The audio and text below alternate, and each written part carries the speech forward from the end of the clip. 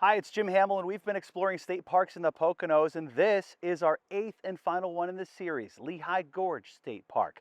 It's a beautiful place to recreate because it's got a river, the Lehigh River, as well as a railroad and a rail trail, all leading into downtown Jim Thorpe, which is beautiful, as well as other points along the map. So please join us as we explore Lehigh Gorge State Park, the people and the history that make it so unique.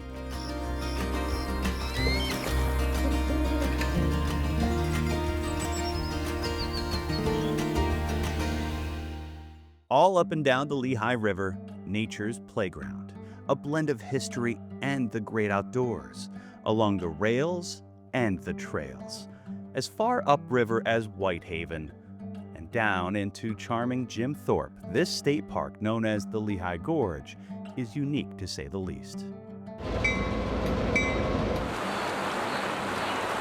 Whether you're paddling down the Whitewater Rapids, taking a hike for a spectacular view, or pedaling along the D&L Trail, this particular state park has features few others do in the Poconos, let alone anywhere in the Commonwealth. During the summer, we have some weekends where they have a dam release with the Francis C. Walter Dam. We get the rapids in for kayaking, rafting. It also helps with the fishermen, so that's a big popular one. We also have 26 miles of trail from hiking and biking. A fan favorite for a pit stop along the D&L Trail, which weaves its way through the state park, downtown Jim Thorpe. The Lehigh Gorge Scenic Railway departs from the station in downtown Jim Thorpe, heading out along the gorge, and outfitters like Pocono Biking make it their business to help everyone adventure along the many miles of trails. Jim Thorpe is the perfect outdoor recreation spot for the Poconos. We're really the entryway to the Lehigh Gorge State Park. We have the trail that comes right through town, the D&L Trail, and then we have the Lehigh River. So we have biking, we have hiking, we've got whitewater rafting. We've got everything you need for an awesome weekend or day outside. We have 4 outfitters for rafting and 5 outfitters for bike rentals, along with people using the bike train that takes people up the Lehigh Gorge, drops them off so they can ride back down.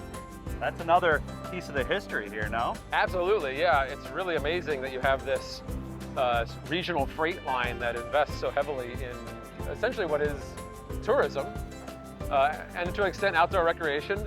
In order to learn how and why all the layers in this Lehigh River corridor matter to the Poconos and to Pennsylvania, we enlisted David Meyer, who oversees PA's Heritage Areas program. You really get the sense of the layering of not just history, but of resources, cultural and natural resources.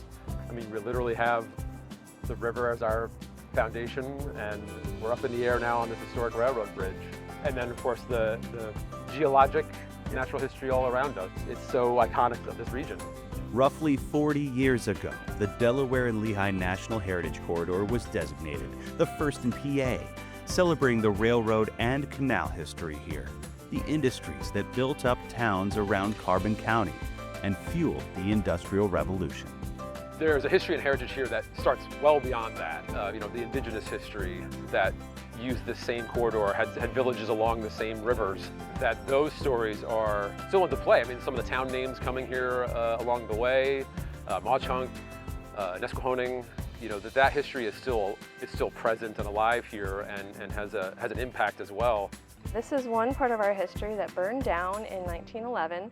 Hotel Wanita was built in 1886. The site was located just across the river, as you can see on Jim's photo here. It had a swinging bridge that you would access the hotel with. It rivaled Niagara Falls in terms of visitors.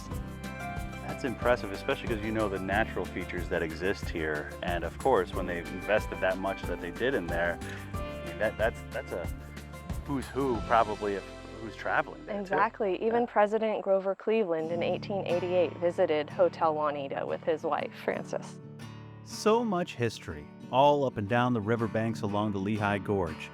Megan Fedor shares this history as the environmental education specialist for the state park. Back then, we were transporting coal and barges and people down the river, and with railroads eventually by the 1860s. But today, we transport hikers and bikers and rafters who are just here to enjoy the natural beauty. And I'm so glad that Lehigh Gorge State Park exists to conserve our natural resources here. Now, Lehigh Gorge State Park is just a really great spot to get that historical side, and the only way you can do it, because it's not accessible to cars, is by bike or raft. On either one, you have locks and canals along the way where you could stop and look at interpretive panels and learn more about what brought us here in the first place and why it's such a cool place to visit. So it's kind of interesting to think about how those little communities popped up to be a resource and as a service to the users of this corridor, and they're still doing that today.